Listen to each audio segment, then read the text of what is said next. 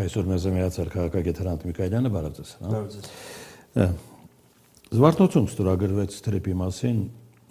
շրջանակային համաձայնագիրը Հայաստանի արտգործնախարարի եւ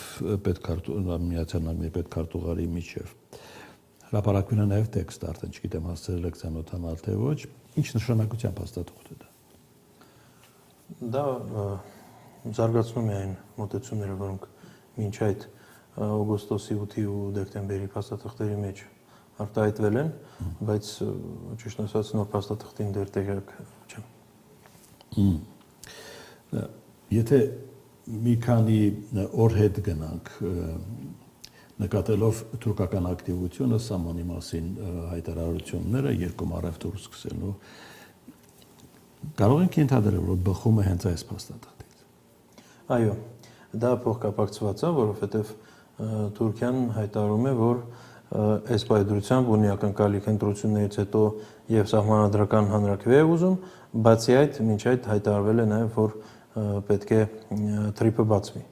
եւ թրիփը որպես կարևոր պայման է հանդիսանում Թուրքիայի համար։ Այսպիսով այս թրիփը փոխկապակցված է նաեւ Թուրքիայի հետ գործընթացի հետ։ Բայրամովն էլ մեկնում է Միացյալ Նահանգներ, միգուցե սա էլ է հենց այդ կոնտեքստում։ Ամենայն հավանականությամբ, որովհետև պարզ է, որ թրիփը մի կողմից երկկողմանի ԱՄՆ-ի հետ, բայց մյուս կողմից պարզ է, որ նաև որ երակողմ է, որովհետև հիմնական շահագրգիռ կողմը ստեղ Ադրբեջանն է։ Կամ մի կողմ էլ այդ մասին այսօր ակնարկել է նաև Հայաստանի արտգործնախարարը, երբ հարցրել են, թե Ռուսաստանը կարող է մասնակցություն ունենալ։ Ռուսաստանը այդպիսի ցանկություն հայտնել է, բայց ինչպես։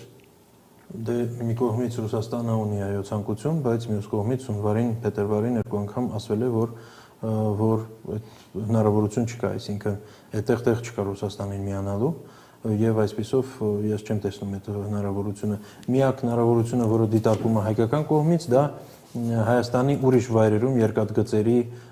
հետ կապված ներդրումներ եւ այլն, հա, բայց դա արդեն այդքան էլ թրիփը չի։ Չէ, բայց ընդհանուր թրիփը ներառում է, դա ասենք ռուսական կոնցեսիոն կառավարումը արդեն առնչվում է այդ մասով թրիփի։ Տեսեք,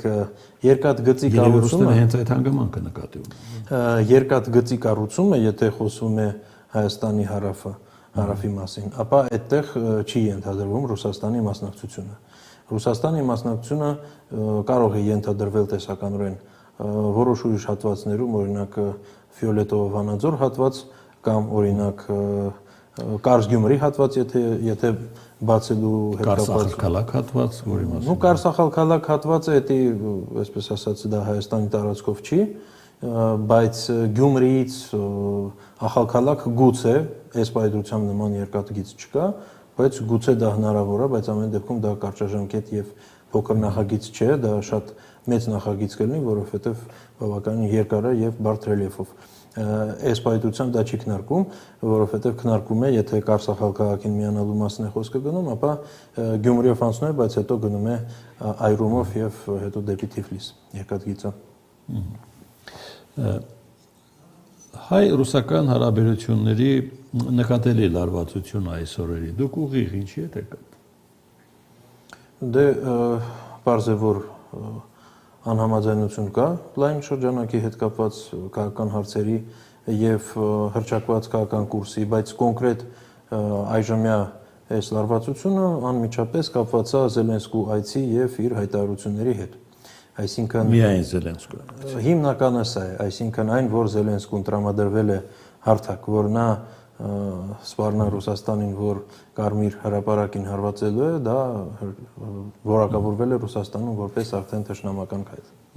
Եթե Զելենսկին այդ հայտարարությունը որևէ այլ երկրում աներ, այդպիսի ռեակցիա չէր լինի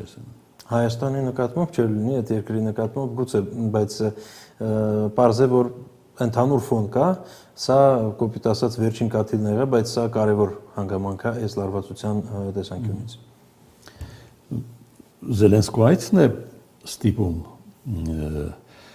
Մոսկվային Հայաստանի առջև դնել պայման Եվրամիություն թե Եվրասիական տեսանկյունից։ Չէ, ընդհանուր առմամբ այս Եվրամիություն թե Եվրասիական միություն այս թեման Հայաստանի գլխին ոնց որ կախված է վերջին գրեթե 15 տարի, երբ Հայաստանը սկզբից սկսեց բանակցություններ արևելյան գործընկերության շրջանակներում, հետո Մաքսային միության շրջանակներում, հետո Հայաստանը ստիպված է եղել այդ ընտրությունը կատարել եւ այդ ընտրությունը Հայաստանի առջև դրվել է թե Բրյուսելի թե Մոսկվայի կողմից, այն ժամանակ Մոսկվայի փաստարկները համարվել են ավելի ծանրակշիռ, իշխանությունը ընտրել է Մաքսային միություն եւ հետագայում Եվրասիական միություն, հետո փորձել է զարգացնել Եվրոպական միության ուղղությամբ եւս հարաբերությունները, հիշում ենք ՍԵՊԱ համաձայնագիր 2017 թվականին, հետո շարունակվել է, վերջին տարիներին հռչակվել է որպես արժեքային քաղաքական եւ աշխարհակահաղական ուղղություն ԵՄ եւ հիմա գալիս ենք հակառակ ուղղությամբ, այսինքն հռչակվել է ուրիշ ուղղություն եւ հիմա Մոսկվան է տալիս հարց, այսինքն Հայաստանը դեպի ԵՄ ինչ աստիճանով է գնում։ Մյուս կողմից Հայաստանի իշխանությունը հայտարարում է, որ Հայաստանը դեռ ԵՄ չի անդամակցում, այլ ուղղակի մոտիկանում է։ Իսկ Ռուսաստանը հասկանալով, որ հաջորդ քայլը ամեն դեպքում այս ամեն ինչից Ռուսաստանի ոնց որ կողմից հիմնականում ղեկավարվող կառույցից, այսինքն ԵԱՏՄ-ից դուրս գալն լինելու, ուզում է դա կանխել նրանով, որ ստիպել Հայաստանին կամ հիմա դուրս գալ եւ վնասները կրել, կամ դուրս չգալ։ Ենթադրենք, ձեր նկարագրածը տեղի է ունենում 10, 15 կամ 20 տարի առաջ։ Թուրքիան ավելի շատ է սպասում Եվրամիության անդամակցությանը։ Հիմա պետք է որոշումը կայացնի։ Դուք նկատի ունեք Հայաստանին։ Հայաստանը։ Հա, բայց այստեղ գլխավոր հարցը ուրիշ է։ Մի բան է, եթե օրինակ նույն Ռուսաստանի ու Եվրամիության միջև հարաբերությունները լավ են։ Ես ուզում եմ հասկանալ, արհեստական պահանջ է դա, թե ռուսները իսկապես մտահոգված են։ Իր մեջ կան քաղաքական եւ տնտեսական տարրեր։ Տնտեսական տարրը հետեւյալն է. ԵՄ-ն ու ԵԱՏՄ-ն փակ տնտեսական գոտիներն են։ Այսինքն, եթե կա մի երկիր, որը ունի ազատ առևտրի պայմանագրեր երկուսի հետ, ապա ստեղծում է մի գոտի, որով կարելի է ապրանքներ տեղափոխել առանց турքերի։ Եվ պարզա, որ այստեղ իհարկե տնտեսապես ավելի թույլ կողմը, որը հանդիսանում է Ռուսաստանը, մտավախություն ունի, որ իր շուկան պաշտպանված չի լինելու։ ԵՄ-ի շուկան ավելի մրցակցային է եւ ավելի քիչ մտավախություն ունեն այս առումով մի կողմից։ Սա տնտեսական եւ օբյեկտիվ կողմն է։ Քաղաքական կողմը այն է, որ եթե օրինակ առաջ ԵՄ-ն չէր համարվում Ռուսաստանի կողմից դաշնամական բլոկ, ապա հիմա համարվում է այս վերջին տարվա զարգացումների ֆոնին։ Հիշեցնեմ նաեւ այն, որ դեռ 2 տարի առաջ Ռուսաստանը հայտարարել է, որ դեմ է, որ Ուկրաինան ՆԱՏՕ-ում անդամակցի, բայց դեմ չէ, որ Ուկրաինան ԵՄ-ում անդամակցի, բայց հիմա իրավիճակը փոխվում է։ Այսպիսով այս համատեքստը եւս կա։ Հայաստանը բաց է թողնում ԵԱՏՄ առաջիկա նիստը Ղազախստանում։ Օբյեկտիվ է պատճառը չմասնակցել։ Դե պարզ է, որ այս ֆոնին, երբ այցի ժամանակ հիմնականում խնդիրներ են քննարկվելու։ Որ ֆոնը հերակաբանավեճը, թե այո, հերակաբանավեճը ընտրությունների նախապատրաստում։ Չէ, տվյալ դեպքում չեմ կարծում, որ ընտրությունների նախապատրաստումն է գլխավոր խնդիրը, այլ ուղղակի ցանկություն չկա նորից այդ բանավեճը սկսելու, որովհետև օբյեկտիվորեն եթե խոսանք, արդեն արտաքին քաղաքական ուղղությունը ընտրված է այս իշխանության կողմից եւ ցանկություն չկա նորից վեճերի մեջ մտնելու։ Մենք հիշում ենք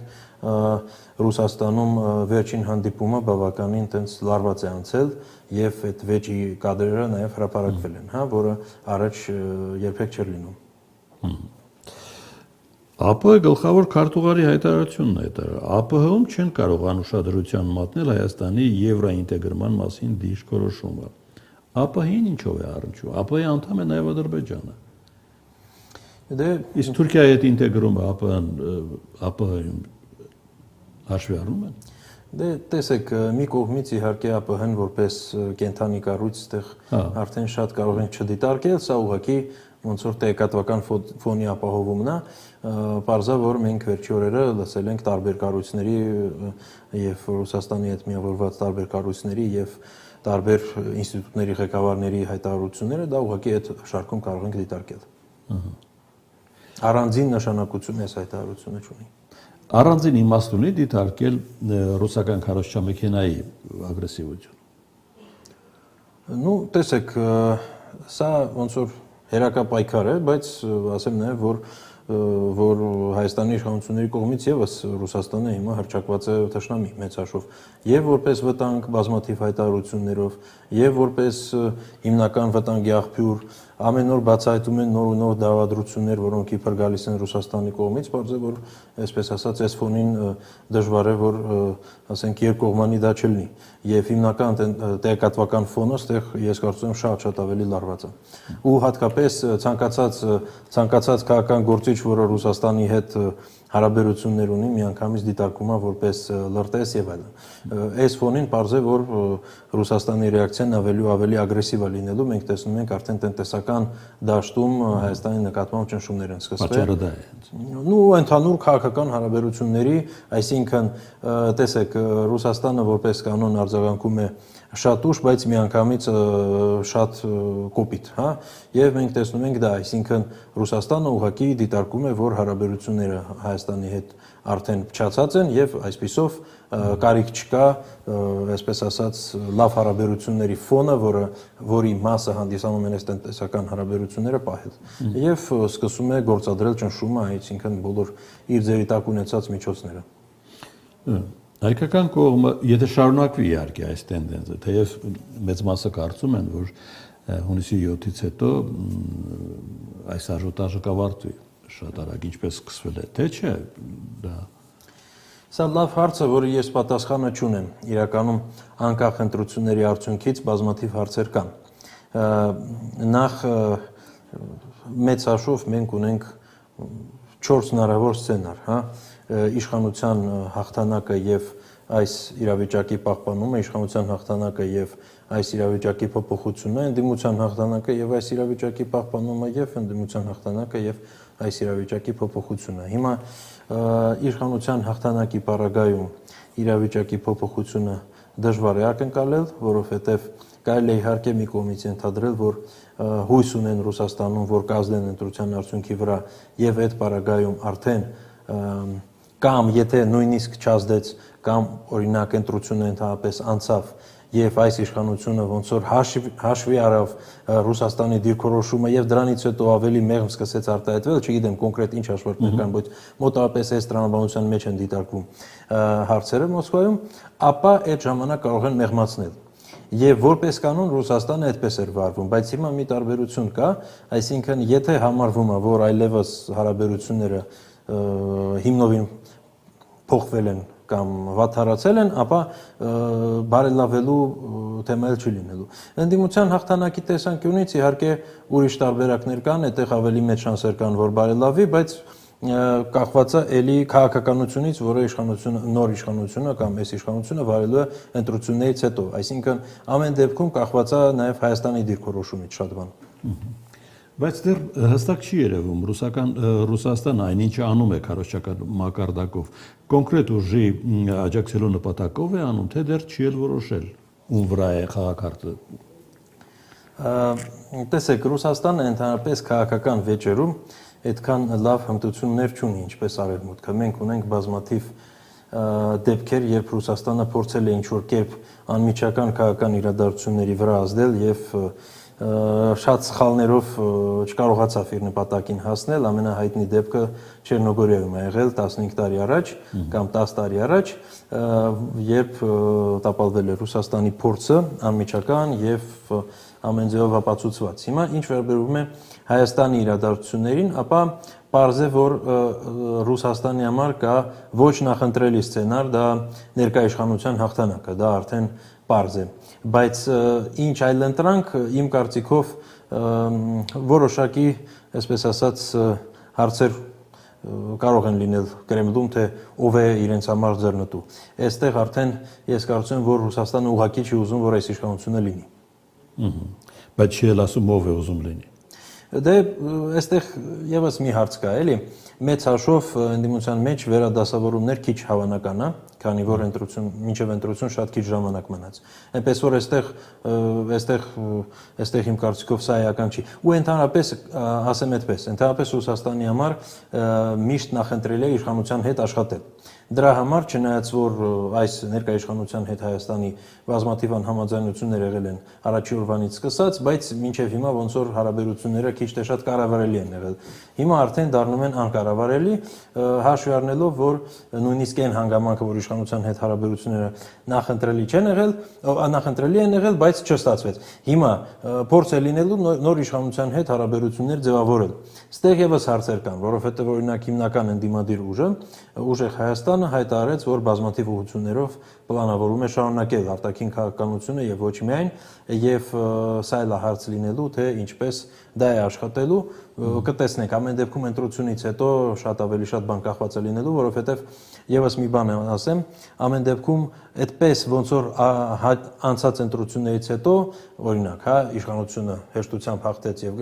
եւ անցավ ամեն ինչը, այդպես չի լինելու։ Նախ ներքաղաքական տեսանկյունից, իսկ եթե օրինակ ընդդիմությունը հաղթեց, ապա դա լինելու է բարդ կոալիցիան ու շատ երկարատև գործընթաց, որը այս քաղաքական գործընթաց, որը հիմա կա, իմ կարծիքով շատ կարճ չի ավարտվի, այսպիսով նոր ստատուս կվոից հետո միայն հնարավոր է լինելու քիչ թե շատ երկարաժամկետ քաղաքականության մասին խոսալ։ Մի բան էլ, որ հասկանանք ռուսական կողմի նախատրամադրվածությունը այս ընտրություններին, Մոսկվան ստորագրել է օրենք, որը թույլ է տալիս Ռուսաստանի զինված ուժերը ներգրավել արտերկրում ռուսաստանցիների պաշտպանության համար։ Ну, սա Հայաստանին չի վերաբերվում, սա վերաբերում է դա է ուզում լսել։ Պրիդնեստրովիային, այդտեղ ուրեմն այդտեղ ոնց որ երկկողմանի վիճակ կա, մի կողմից ոնց որ կա մտավախություն, որ Ուկրաինան կարող հարձակվի, մյուս կողմից Ռուսաստանը ուզում է Ուկրաինային էլ ճնշել, որ Ուկրաինան իր զորքերը տանի դեպի այդ կողմ, որովհետև այս պայծությամբ Ռուսաստանը չի ուզում այդտեղ զորակոչ անցկացնել եւ ուզում է Ուկրաինայի զորքերը դեպի տարբեր ուղղություններ տանի, Բելարուս, Մերձնեստրյան տարածք եւ այլն, եւ այսպիսով այդտեղի մասին այս ամեն ինչը Հայաստանին ընդհանրապես չի վերաբերվում։